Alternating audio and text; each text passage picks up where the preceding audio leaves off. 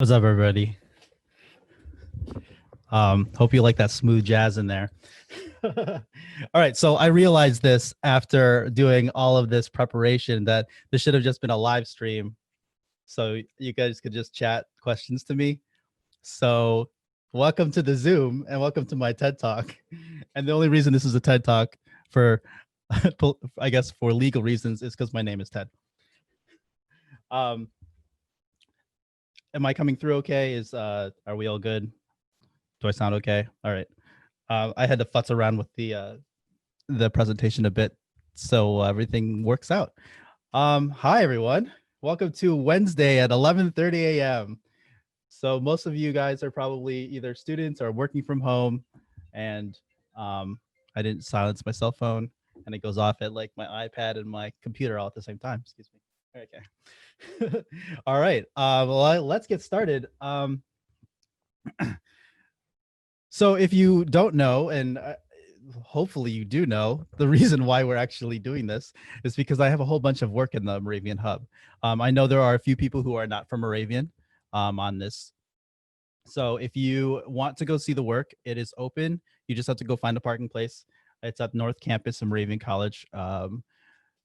It's, what is it, 1200 Main Street, Bethlehem. So if you Google that, and then just ask someone walking around and they'll tell you where the hub is. So it's freely accessible. So just a little bit of a background on me. I know some people are going to be like, hey, Ted, do you have a son? No, that's me. I made this. This was going around. When was this? I think like 2 years ago, people were photoshopping themselves older with their younger selves. And I thought this would be hilarious because this is me when I was, I think, in second grade. My mom's on this call, so she can confirm if that's right. Um, so I'm originally from the Philippines. I came here when I was 2. I was adopted. I grew up in upstate New York, and then I went to George School, which is down in Newtown, Pennsylvania. Here, let me give you a preview of myself, so it's not just talking to some text. There we go. There, I'm in the bottom right corner. All right, so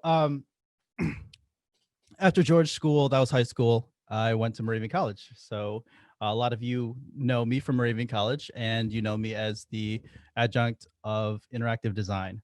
And that's what I currently teach at Moravian College, and I've been there ever since. I work as that's one of, I call it one of my side hustles because I have so many of them. My current full-time position is manager of creative and sorry, content and design at Olympus. Um, but I also do photography, as you well know, on the side, as well as teach. And I don't know, there's a lot of other things. I do a lot of things, all the things.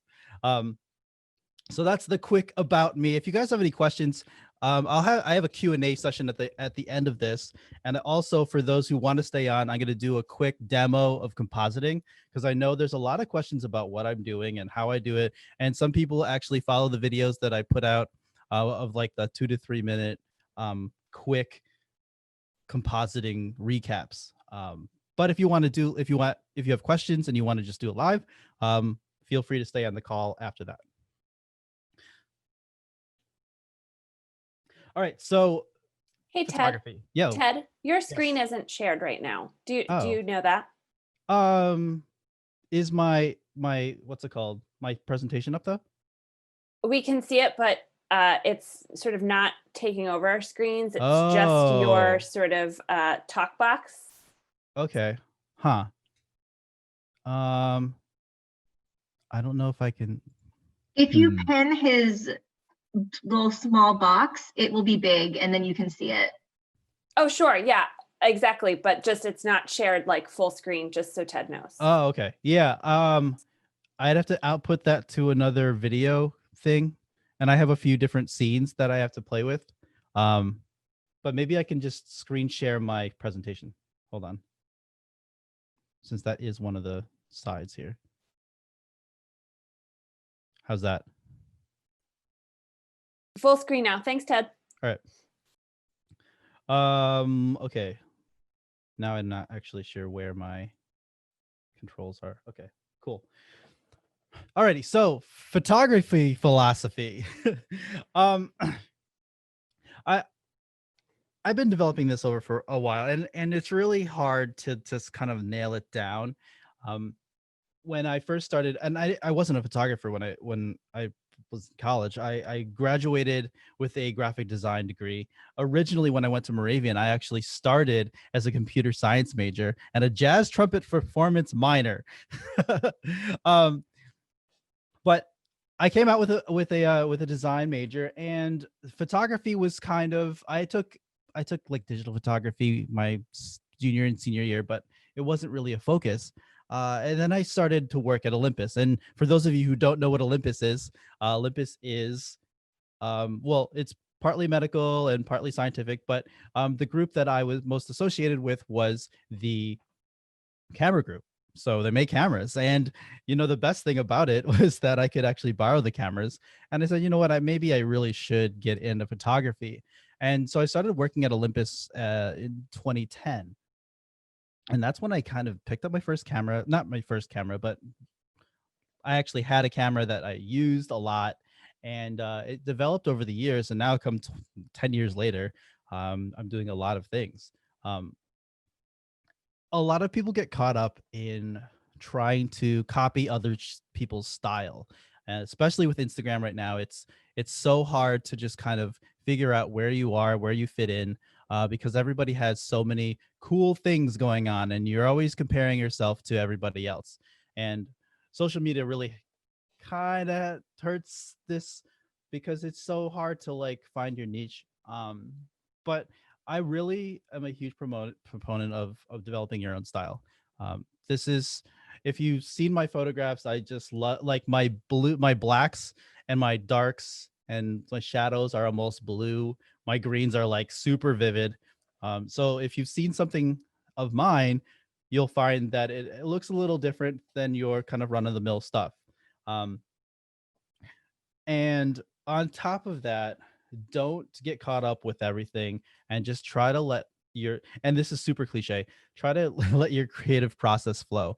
I try not to plan a lot because I like to problem solve on location, or when I'm doing something, because I feel like that is a part of photography. Um, so here's one thing, and this photograph on the right is actually from 3 weeks ago.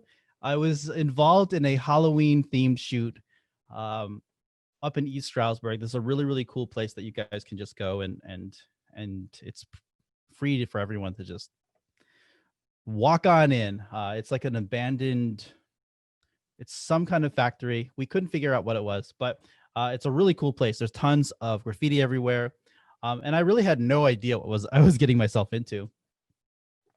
The only plan I really had was I have a camera and I know there's going to be models here to shoot. um, and then I've got, and depending on if you follow me on Instagram or if you look at my website, there's a whole series of the Spooky Lady shoot, and it was based on a bunch of different comic book characters. Um, and this was Edward Scissorhands, and it was really awesome.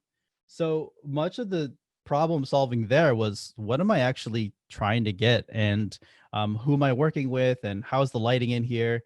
I think that's really fun. And some people are like, oh no, I just want everything to be perfect, and photography is not perfect. And you work with what you have. A lot of, and it's all about light, and how you can get, how you can capture that. So not everything comes with a shot list, obviously. And you know what? If you plan too much, sometimes you miss things. So there are a lot of photographers who are like manual only, and I only shoot an M, and that's totally fine. But I'm a huge person of like, I just want to use the settings that, what I need to get to capture the scene. And depending on, if your lighting changes, you either have to be very very quick on changing your settings. I use aperture priority most of the time. Fortunately, with the Olympus glass, I can shoot wide open. And for those of you who are not photography people, shooting wide open means lowest f-stop possible and largest aperture on your lens. So all the light and all the bokeh or bokeh that you can possibly get. Unfortunately, with Olympus, you can shoot wide open and it'll be nice and crisp.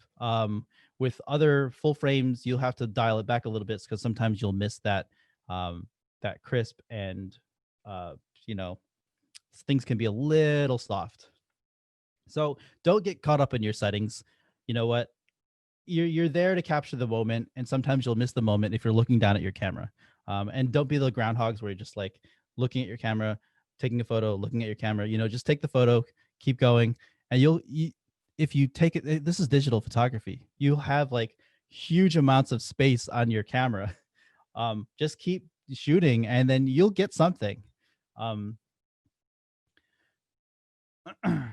for those of you who don't like just throwing your control to the wind, you can always do studio photography where you control everything. Controlling the lighting, controlling your settings. You can stick your camera on a tripod. You can play with things. This was a photo of my favorite bourbon from a local distillery, the Social Still. Super yummy. This is also a composite of like 8 images because you can't really capture all of this at once. So for those of you who really do like to control everything, and I know there's a few people out there who like this, who are like this, you know what? Studio photography is great for you. And if you want to like shoot models, you still control the lighting. All right. So if you haven't gone to the hub and seen my work in person, you can always go to my website. I can actually just copy and paste this in the chat eventually when we get back. But I have an online gallery of all the stuff that's up in the hub. It's on my website. If you go to tedcolgrove.com, it's right on the front page. So you can just click into the gallery if you so choose.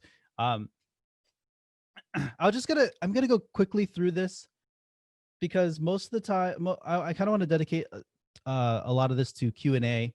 And if you haven't seen my work before, you can always look at it in the gallery.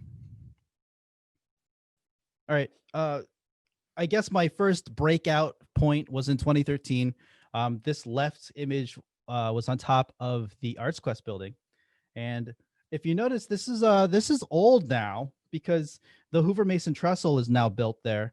And it's coming over the, actually, I think you guys can see my cursor here. Can you guys see this cursor kind of floating around there? All right, so the Hoover Mason trestle's over here now, and it kind of goes this way. So it blocks off this whole section.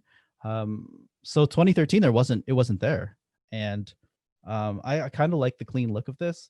The Hoover Mason trestle does add some cool lighting and stuff to it, but ArtsQuest had chosen this for their 30th anniversary print. And that was kind of my first, hey, I'm actually a real photographer now kind of moment.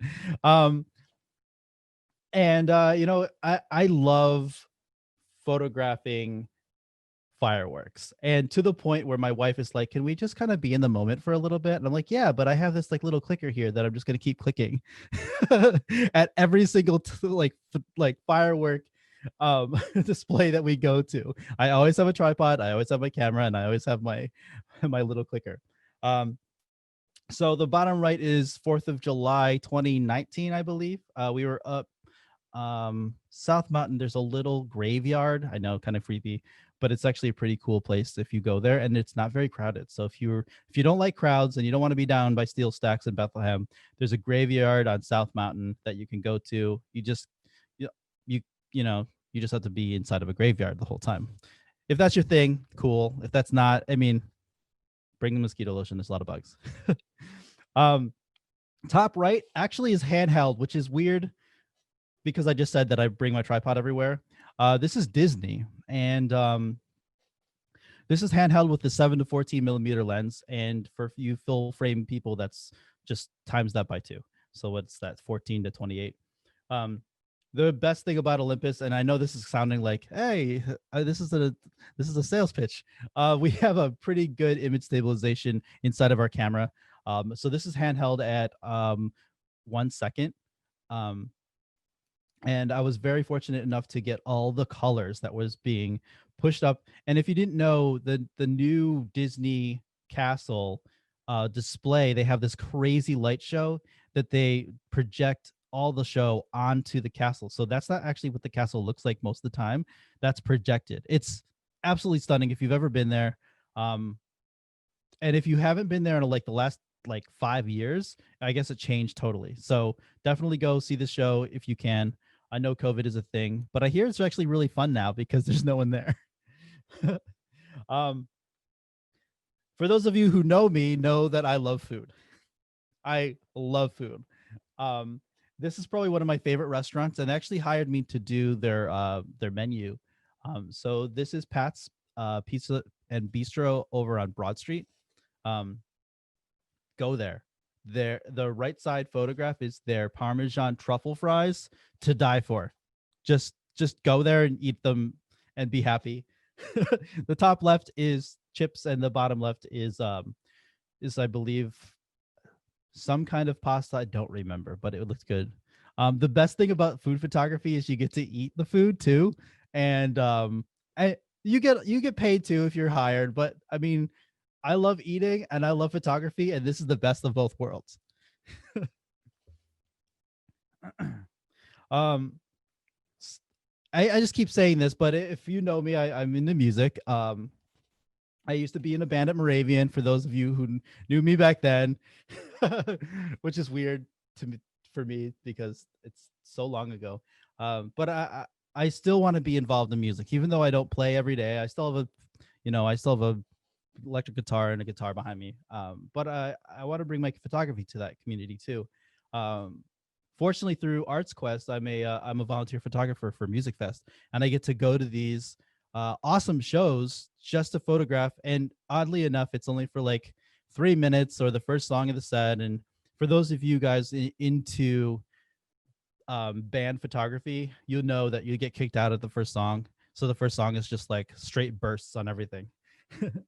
So the left big photo is the guy from the Black Pistol Fire. Super energetic band. This guy was flying all over the place. He was jumping off the drum set at this point, and I actually got a photo. And at the bottom right is Santana. He came to Music Fest, I think 3 years ago. And the top right is my coworker Nick, and I think he might be on here, maybe not. It's his band, Crooked Ways, and I'm shooting a music video for them in November, so I'm excited about that too.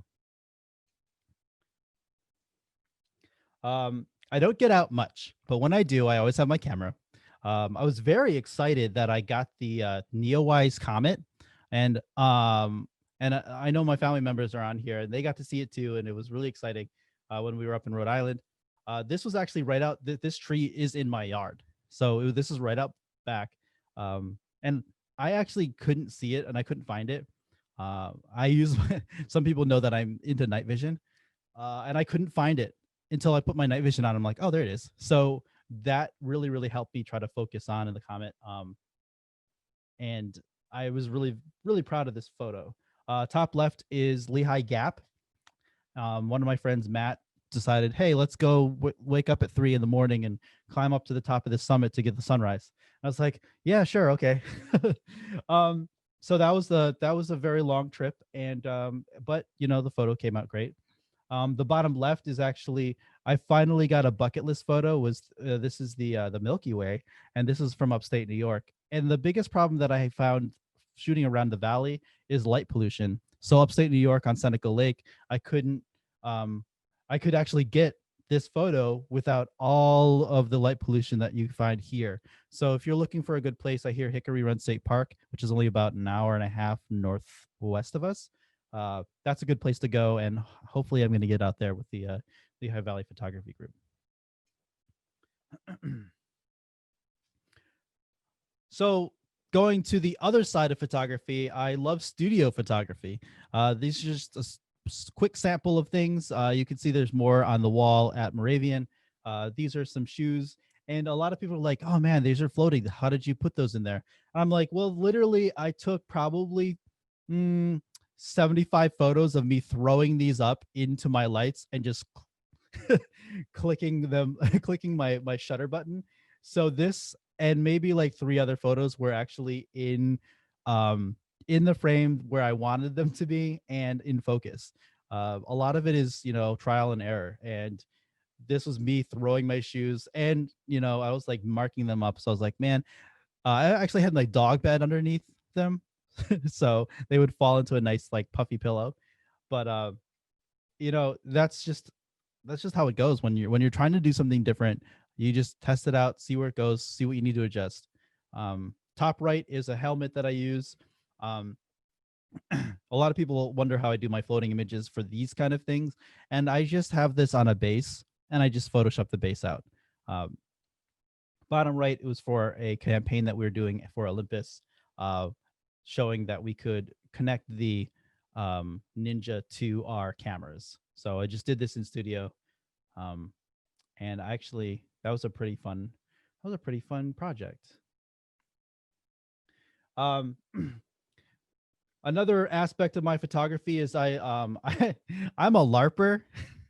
And for those who don't know what LARPing is, it's live action role playing. But I'm not the guy out there with like swords or shields and stuff. I'm actually more modern. Um, LARPing is kind of like the fun term for airsoft, and airsoft is it's kind of like paintball. You just use more realistic things. So the guy big on the right here, this is a guy this is a Vietnam event. And this is actually really really dark. This is probably like 7 o'clock, 8 o'clock at night.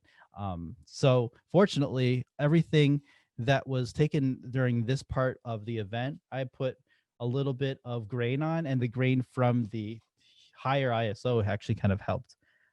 Top left is my buddy from one of the airsoft manufacturing companies. I took his photos for a promotional materials. And bottom left is a composite I made for a company called Patch Panel, which I make a card every month for their patch. So I really enjoy that a lot.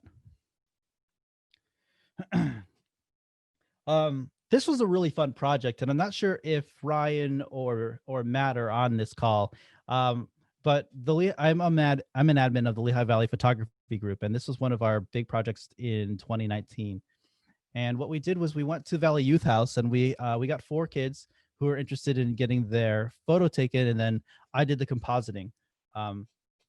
This was just to promote something for them, but the biggest cool thing about this was that the kids were super excited to see themselves being turned into superheroes. So the kids are on the top right. I have Captain Marvel in the bottom right, and then I just did another composite of them, just as like a big, poster just for all of them. So yeah, this is kind of cool. I really enjoyed that. And I think this might be my last one. This was actually, I did this for the faculty show at Moravian in April, and then we had COVID hit, so it really didn't get shown very much. This was actually super fun. I got a bunch of my friends or acquaintances. Actually, the bottom left, I had no idea who she was. She was a friend of a friend, and she actually drove like 2 hours to get. She's a cosplayer, and she brought all of her cool cosplay things. This is a Moravian Cyberpunk 2020. So if you go to MoravianCyberpunk2020.com, or actually, I think it's just MoravianCyberpunk.com, you can see this whole thing. I have composite videos of every single person here. Also, behind the scenes, Skylar might be on this call. She was one of the models. She's actually one of my students now, and she wasn't my student before. So so that was cool. I got to know her before she was my student. Top left is my wife. Bottom left is the person who drove from New Jersey, and the bottom and the big guy on the right, his name's Assad. He loves cosplay, and he really goes all out. So all of his costumes was actually from, if you guys are video gamers, there's a new game coming out, Cyberpunk, which just got moved. I guess it got moved from November 19th to December. So we're all a little bit upset about that. But what was it, 2077, I think. But he got all of his costumes to look just like that. So I was very excited to shoot him. All these were done in my basement studio, and then I would composited them into a scene that you see now.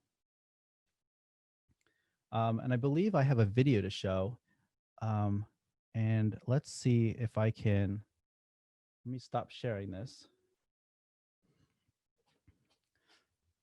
So you can actually hear sound, because I don't think sound actually comes over my share screen. So let me quickly move this.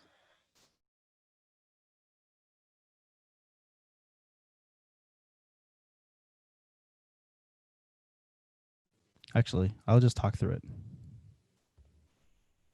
All right, so this is my basement studio. And this video was done by Alex Espino. And he actually was there the whole time, which was super nice. He captured all of this. So this was the shoot for the Cyberpunk 2020, and he did all the background scening. So this is my basement. This is where I shoot most of my stuff, which was really, really cool that he came. He was a model for it, and he also captured the behind the scenes. Can you guys hear me, or can you hear the video? Hear you. Hear me? Okay, cool. Okay. The video is just music. So so this is really cool. Notice the all the props that Assad brought was, you know, super on point for Cyberpunk 2020, or sorry, 77. So that was a quick recap video that Alex made, and then I actually had a camera up here, and this is the whole day of shooting. So all of the models, this is a time lapse of every single thing that happened that whole day. So I think there's one photo every 30 seconds, I think. So this is literally, I think, 7 hours of just stuff going on. So it's really, really, really cool. Last but not least, this is what I usually do when I do a large composite, is I put up a composite recap video, and it shows you exactly what I'm doing. So the top right of these videos, I have my little my pad where you can see I'm actually drawing on it, and I'll get into the equipment if anybody wants to.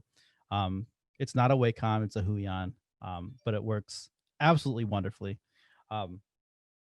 But these videos really show the amount of work that goes into not just the photography part, but the compositing part, because I don't like to plan these. I just kind of organically come up with what's going on in the background just by like searching images or searching for things. I usually use Pexels or Unsplash, which are all royalty free.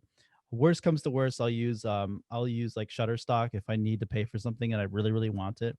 All this stuff in the background is from Unsplash or Pexels. So right now I'm just kind of working through all of the different kinds of lighting. And the best thing about the Cyberpunk thing was all of the light that you could see on the model, I painted in. And this, I think this harkens back to when I took I took painting with Angela. So I brought in some of that studio art stuff, because a lot of this is kind of like, this is how light works. So I'm using some different layers here, and you can see that I'm using like an exposure layer, and then I have a lot of different adjustment layers on here. But all the light that's coming through here, I'm painting in by hand with my tablet. So for those of you who are at Moravian, there's a huge, like massive Wacom tablet down in 007. Use it, because I have a small one. I have a 12-inch tablet, and it does like the job. But if having access to that huge one downstairs, and if you're ever interested in this kind of stuff, it really, really helps, because you're actually looking at what you're painting instead of just kind of looking at a screen. If you just have like a regular like Wacom that doesn't have a screen on it. But yeah, so this is the process of painting in all of the different kinds of reflections and kind of highlights. I like to embellish it a little bit more. Sometimes you don't actually have as much light coming through, but this is just my style that I really enjoy, and it's been developed over a few years now because of I've really, really enjoyed some compositing that I've seen on Instagram, and I'm like, oh, that's interesting. And a lot of people are very photorealistic, and I want to just I like this little bit of, you know, like pop that I get from over embellishing these highlights.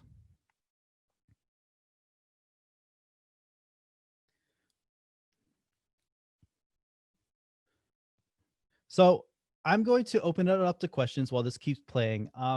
You can either ask me stuff through the chat, or you can kind of, you know, just talk, and I can help you out there. So I think I have a presentation here, and let me Q&A. Oh, before I do that, tips for emerging photographers. And I get this a lot, and people are like, what do you think about this? Do what you can do to be creative still. There's a lot of people who have different shot lists and people and clients that you have to, you know, cater to, but they're hiring you for your expertise, your style, your time, and um, you know, be fulfilled with what you're doing. Unless this is like your permanent job, and obviously photography is not my main point of income, so I can do what I want to, which is really, really nice. But don't just take it as work. I mean, photography is like an expression of yourself. So, you know, still be in tune with your creative side. And don't obsess over bokeh. Or bouquet, or however you want to say it. Shooting wide open is not always like the best thing in the world, because especially with portrait photography, and if you're using full frame or even medium format, you don't want their nose or their eye or their nose in focus and like their eyeball out of focus. So shooting wide open is probably not the best thing in the world. When you're first starting, it's like, I want all the bokeh all the time.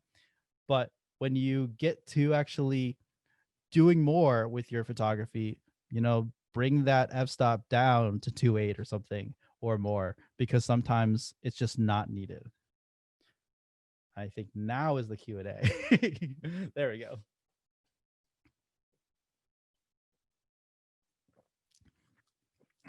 Oh, okay. Question from Ken. How can we find more about composite image creation? Any specific videos? Ooh, that's a good one. There's a guy I follow on Instagram. Hold on. And he does a lot of really, really cool stuff. And let's see, what's his name? Feel free to put in more questions into the chat too, if you guys want. Composite.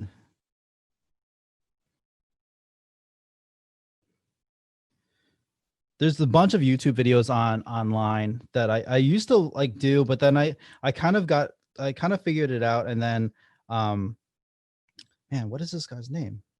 He's a Russian guy. He started like way back, and it was absolutely amazing. And it's like blown away by his work. And you know what? His name does not come to my mind right now. I will get back to you. I will PM me, because I know you're on Instagram. PM me, and I will get back to you on that. I can't believe I don't know his name right now.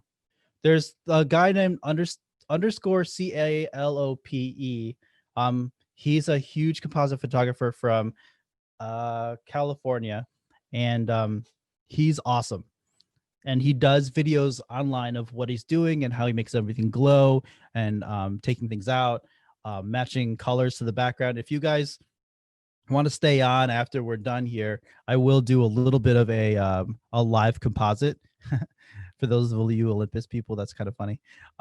And I will go through what I'm doing. And if you guys have any questions while I'm doing that, that's a perfect time for that. Chance new neural filters. I have not. That sounds interesting. Is this this is very new. I like new as in the last update. I know they brought in like clouds, like sky replacement, which I have an opinion on. But that's, yeah, no, I have not tried that.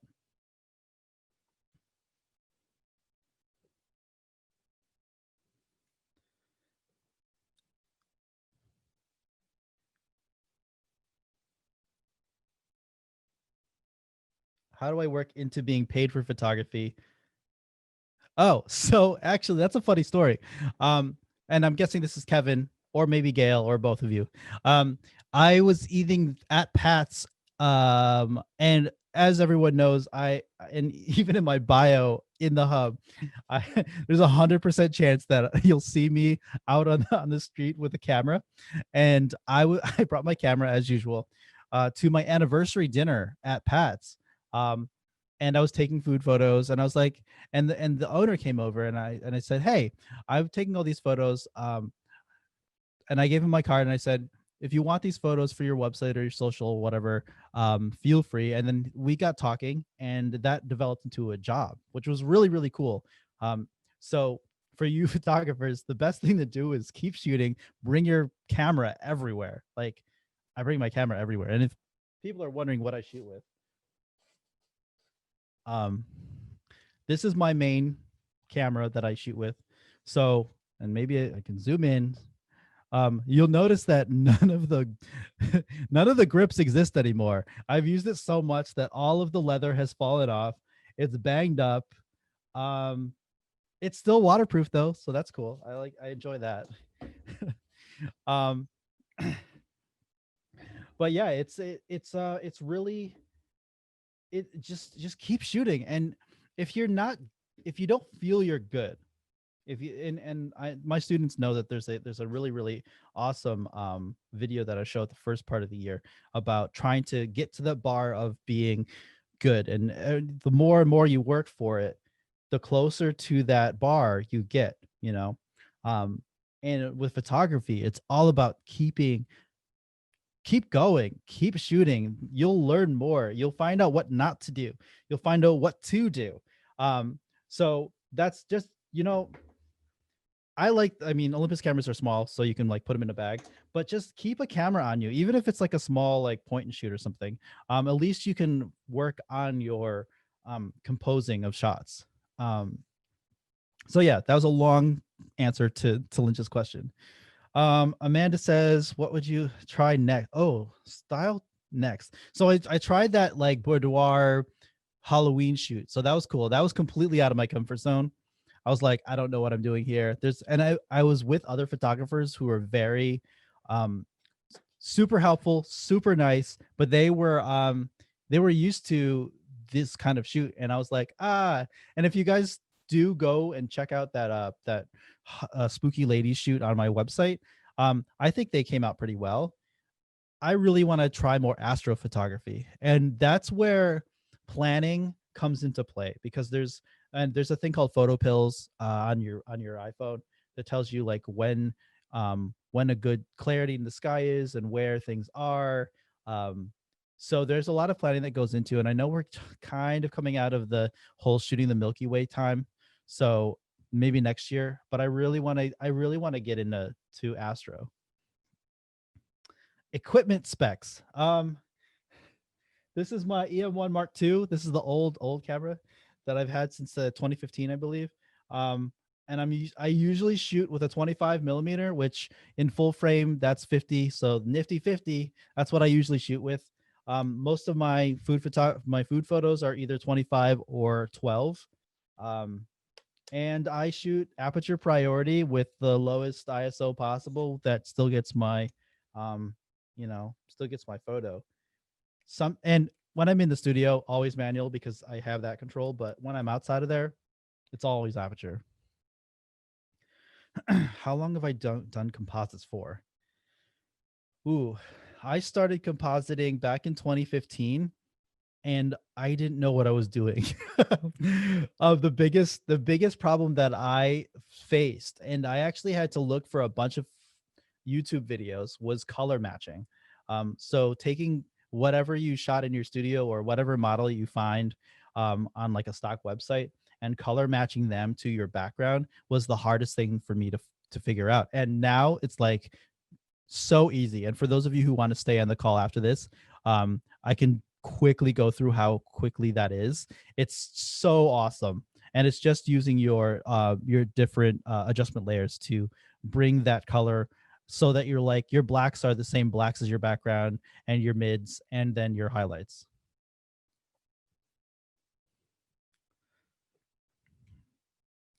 what's it like switching between all different types of shoots. I love it because I get bored really quickly, and I like doing all the things because it keeps my interest in everything. Um, some of you know that I'm just involved in a lot, and it's just because I have so much interest in so many different things. I'm not, excuse me, I'm not getting into drone photography specifically because I have way too many expensive hobbies already, and I can't do that with my wife would kill me. And it's so expensive, and plus I have to get like, if I want to go, and Alex told me this, if I want to go to like New Jersey or New York, I actually have to get an FAA license to shoot with my drone, and so I have to do that. And I'm like, you know what, I'm good with just regular photography, but I like to spin, I like to do some cool spins with it. So I find it super exciting. And you learn new things where you can take, portrait photography. You can learn stuff when you're doing portrait photography that you can put onto other things. So you can treat like bug photography like portraits. I know Chris might be on the line here still, and it's just, and birds, like the eye with a little bit of glint, like catch lights as it were.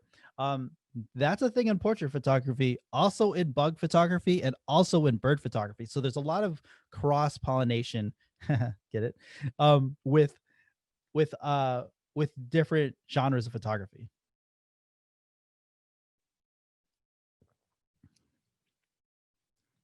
Shoot macro to get better at all photography. Yes. I still I still don't have a macro lens. I have a macro lens from the 70s, but I should get one. If you guys don't know who Chris McGinnis is, definitely check out his macro photography. It's absolutely stunning. And I'm sure you can Google him. It's Innis to Winnis on Instagram. Just do it. And Amanda does it too. Amanda's here too, and she does it. She just got an awesome what's it called, setup from Chris too. Other questions? I'm used to live streams where there's going to be like 30 seconds of like till you hear what I'm saying to you, but Zoom is like right here. So well, if there aren't any other questions, if people want to stay on for the next 15 or 20 minutes, I'm just going to go through my compositing like real quick. I set up like one small thing to show everybody. So if you want to stay on, or if you have more questions during this, feel free to jump off now, or you can stay on and watch this.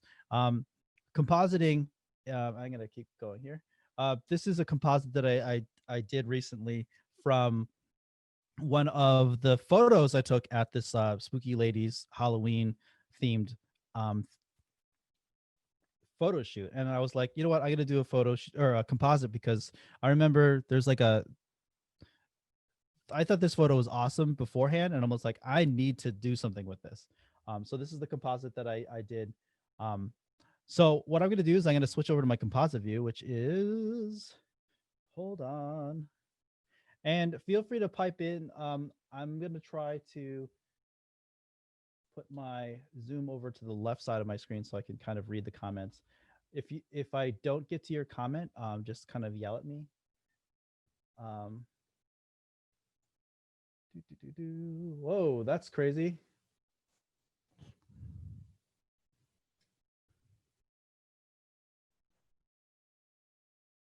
All right, so bring up Photoshop.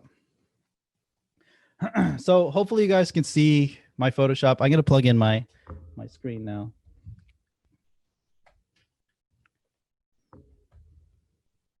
What focal length was that shot at? Which shot? I think that was the Ken. The last shot. That was at a 20. That's actually using a full frame camera. That was a 24 millimeters at f1.4. All right. So for those of you who are still here, you can see my hands are right here. So I have a camera right here. And then this tablet right here is actually the Huion 12 12-inch KAMVAS, or I guess Canvas Pro. And if you guys are looking into tablets, this is probably your best bet, because first thing, it has almost every feature that the Wacom does, but it's under $300. It's like $250. And it is absolutely stunning. It has all of the nice features where you can kind of move around. Oops, don't want to do that. And you know what? It's in with, if you don't have a budget, it's definitely within your budget. I'm gonna save this quick because it's not saved. So Artist Talk Composite. It's, and if those of you who are familiar with how big things are, this is at 1920 by 1080. It's already calibrated for colors, and it has all the sensitivity. And if you guys are painters, you can take this and you can move your there's a, I don't know what it's called. The angle of rotation is the same as the Wacom, and the Wacom version of this is like $800. So definitely look at the Huion. It's so perfect for this kind of stuff. And if you have any questions for this kind of this section of the talk, feel free to put in. I'm just going to talk through this while I'm going, but if you have any questions while I'm trying to do this. Also, if you haven't noticed, and I'm going to change my thing here to Photoshop. This is my Stream Deck. I don't know if it's in focus. It's not in focus. This is actually for live streaming. As some of you know, that I do like video games on the side. But I actually set this up to do all of my Photoshop actions and all of my palettes and stuff. So if you look, I can change my look of my Photoshop palettes here, and it does all my tools. So Stream Deck, it's by Elgato. Actually, wait, let me see if I can focus it on here. I did the custom icons too. So, there we go. So if you know by the icon, it does, you know, what it's supposed to do. Sorry, this camera over here is a little funky. But yeah, so that's what I use.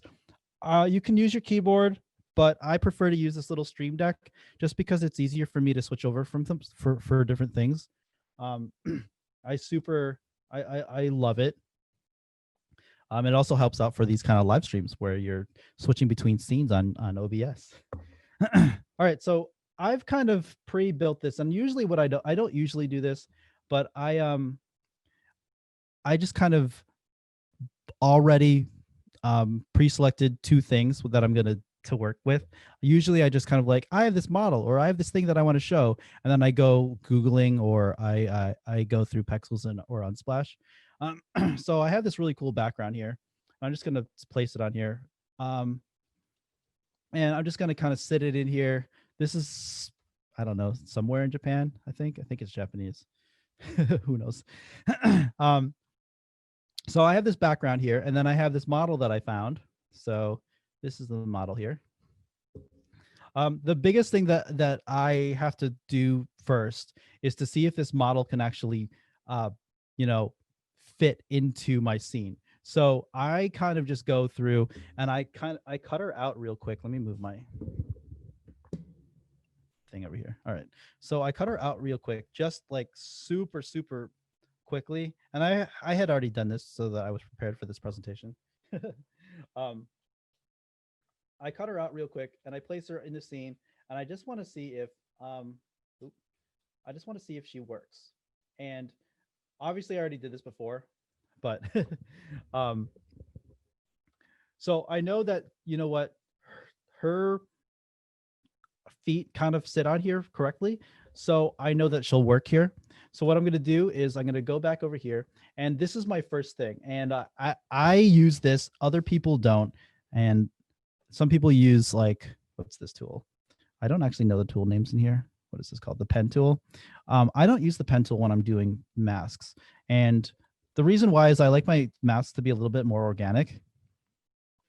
So I actually use I use the brush, which is weird for some people, but I use the brush here, and I use this thing called Quick Mask. It's down here on the bottom left of your toolbar. So I go in here and I start in with the quick mask, and your quick mask is kind of like your masking in Photoshop anywhere else, where black is your mask and then white is you're not is taking your mask off. So I'm gonna go through here and hold on, let me make sure that I'm in the right thing. And I'm doing this very quickly. I will take lots more time on other things. Usually the composites take me like 3 hours or more, or depending on how insanely complicated the things are. But I'm just going to go through here quickly. Everything's going to be very, very, everything's going to come out okay, but I'm definitely not going to be at the position that I usually do this with. So right now I'm looking at my tablet. So if you guys have questions, feel free to unmute yourself and then ask, and then I will just have a full-on conversation with whoever has questions while I'm doing this. I should put some music on if there are no questions. Ted, I wanted to say I second masking out that way. That was how I was shown in a lot of my corporate jobs. Oh, awesome. Yeah. I just don't like the pen tool. I use it for vector stuff, but this is too organic for it. I think that the pen tool is too rigid and yeah, totally. stiff, and you can end up seeing the path sometimes. And Mhm. most places I ever worked, this is how we were shown. Wonderful. I thought I was like the only one doing this. No. The pen tool was like how I was taught like a million years ago in school, but I think nobody does that anymore. Oh, good. Well, I'm glad I'm doing something right, because a lot of this stuff is just like YouTube University, or like, oh, I'll try this. Oh, this works. I got to do this from now on. Yeah, Ted, this is Susan. This is how I mask also. Oh, wonderful. I think the pen tool makes me crazy. So I always hand mask, and I can't speak highly enough of using a tablet to do it. Mhm. It's so much easier. Yes. Once I got my first weight, like bamboo, which was from like Best Buy. And then I was like, okay. So I did a lot of it through there. But then when I found that this like existed and it wasn't like $900 like Wacom, I was like, oh yes, please.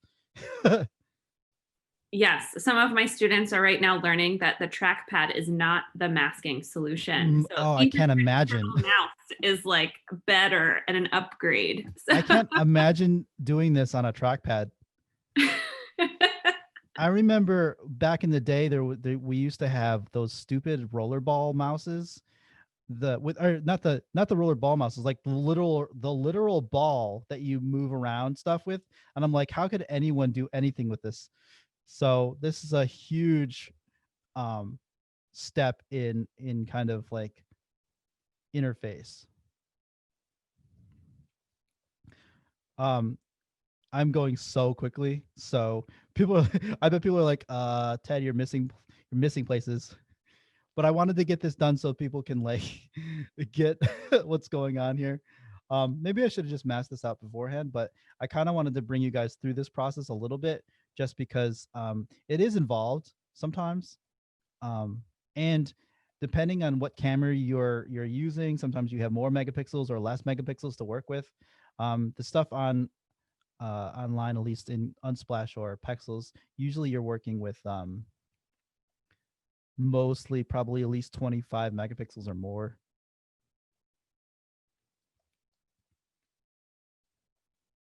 Oh, I'm almost done. Well, done with this part.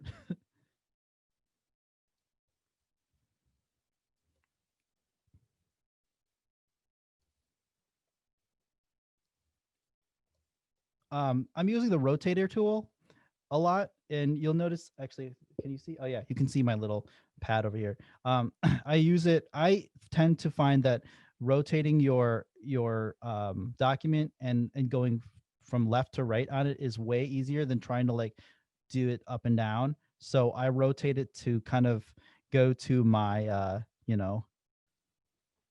most comfortable way of doing it. Okay, so there she is. I didn't do her hair very well, but that's fine. Oh, looks like I'm missing something here. So usually what happens is I'll go through and I'll cover her, but it looks like I have a split somewhere. And it's probably in the hair somewhere. So let me make sure the hair is totally, maybe it's up here. Usually what happens is I'll fill it and then it will be fine. But I must have gotten a split somewhere. Let's see if that one works here. Nope.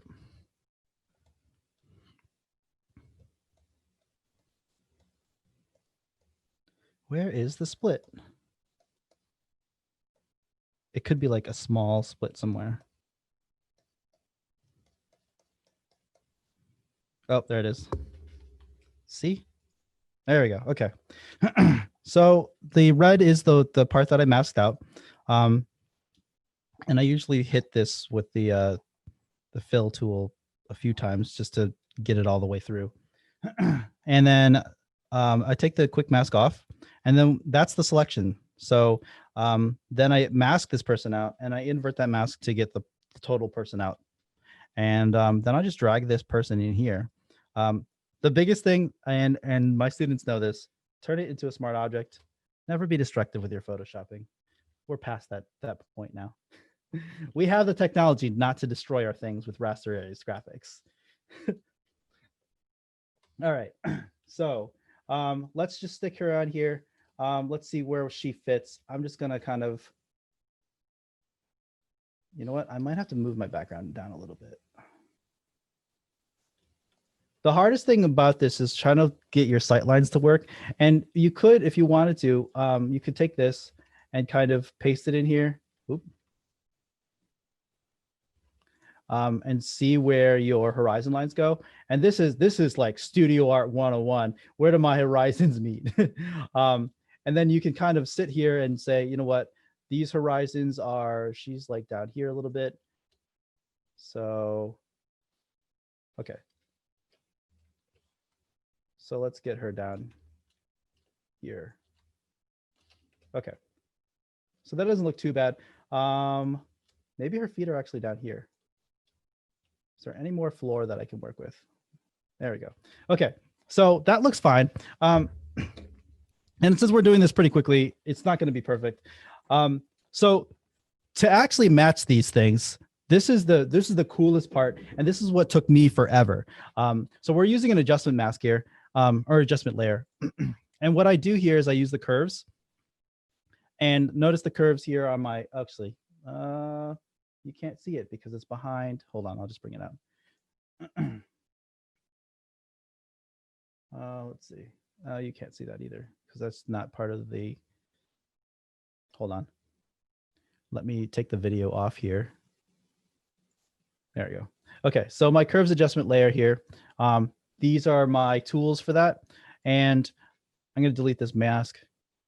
So to get the blacks, what you'll want to do is you'll want to get these 3 droppers from your background. So you want to get your super dark parts. And if you double click on this, it will change the actual color for this. So the darkest part of my background is like here. And you'll notice that this is actually, you know, actually maybe here. This isn't black. So you want to change that default. Then you want to find your mids. Your mids are hard, especially when there's a lot of different color casts. So I'm going to say this is kind of my mids. That's more highlight. So let's try to color pick from over here ish. And then you want to get your highlight, which is definitely this right here, which is white. So now that you've changed your default target for all these things, what you can do, and I group everything because I'm one of those people, and you want to organize your Photoshop files.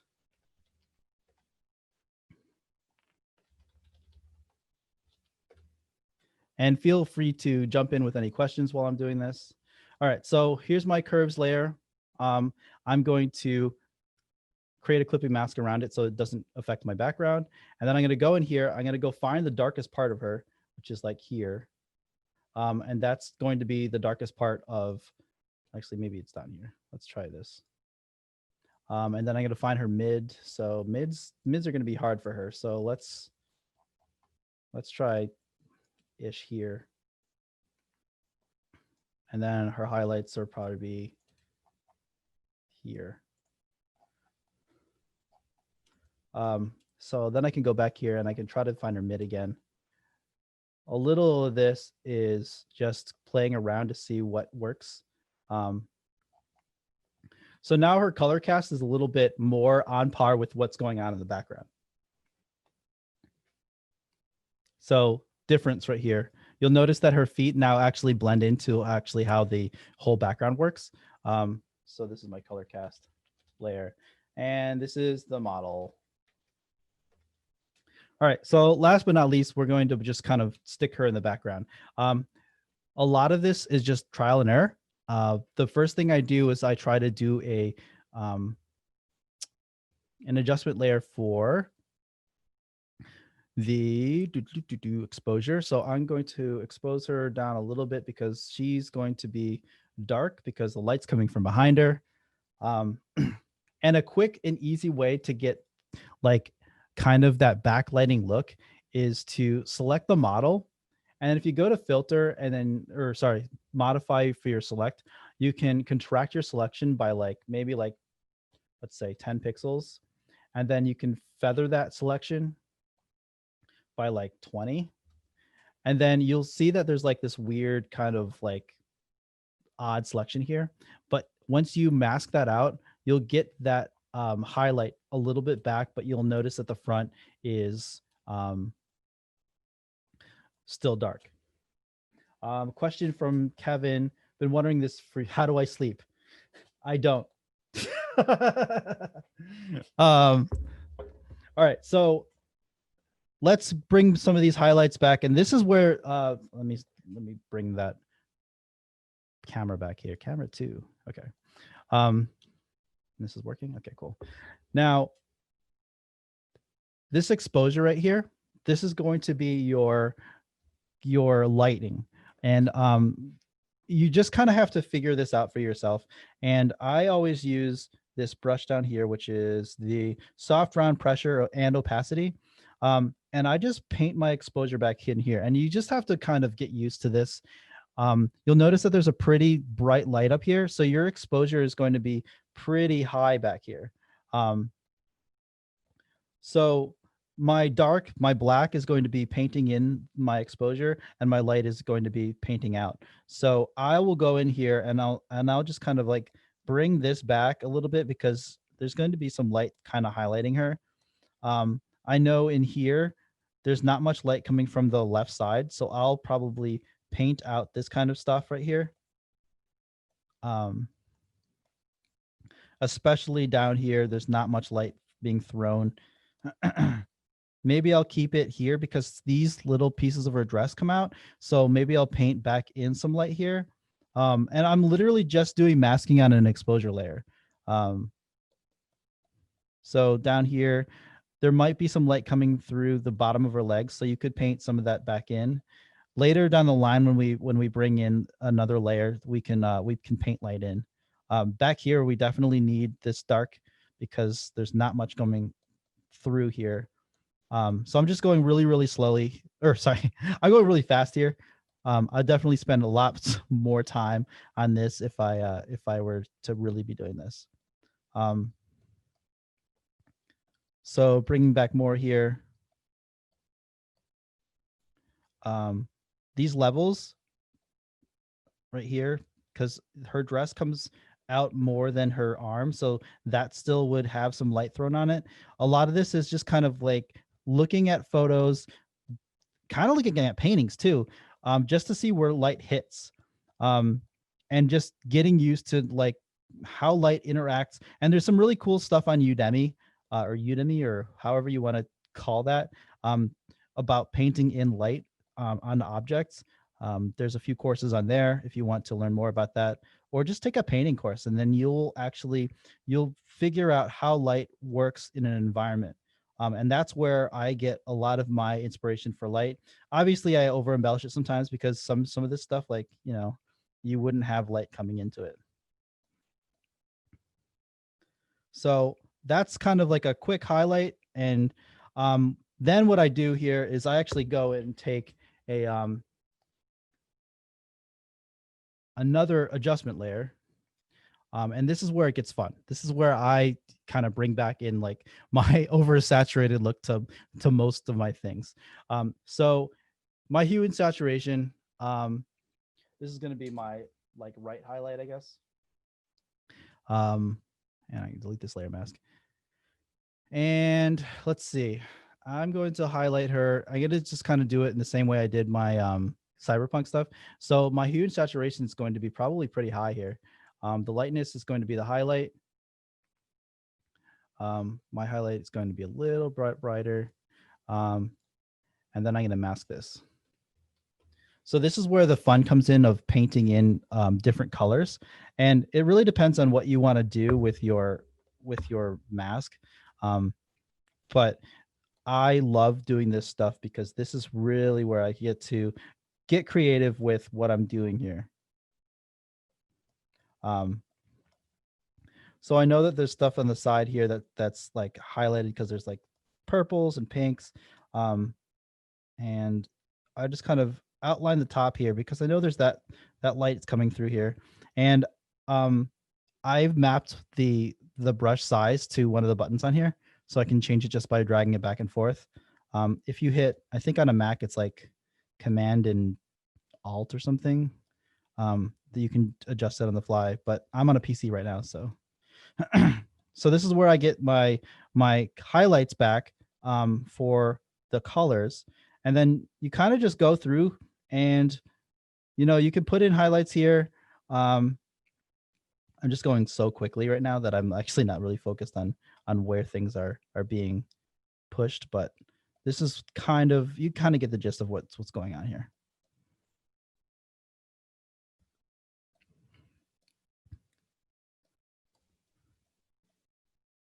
Are there any questions or anything while I'm doing this? For those of you who are still on the call.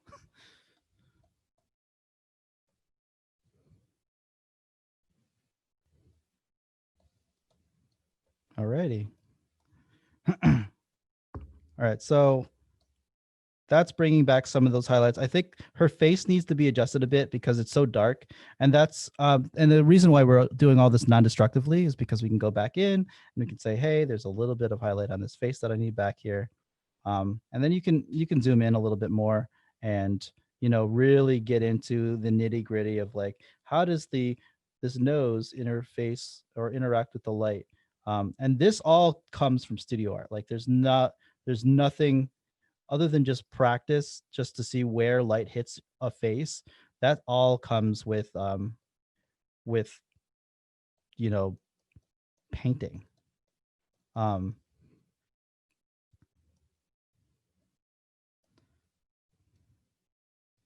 Sometimes I just like bringing the highlights back in anyway, even if they don't totally make sense. After a while they do.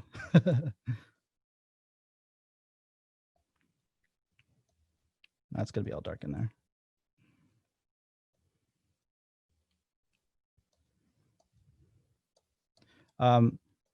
I could go through and do these like individual hair pieces, especially if you have light coming in from the background.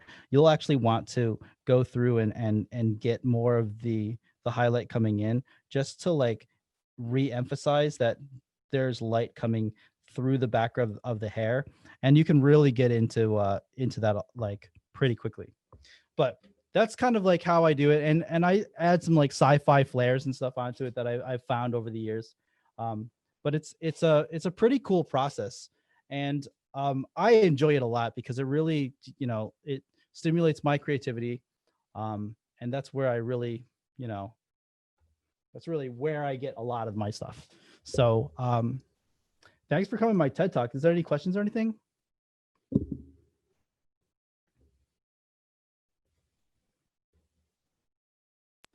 Great job, Ted. Thanks, Mom. Everybody, this is my mom.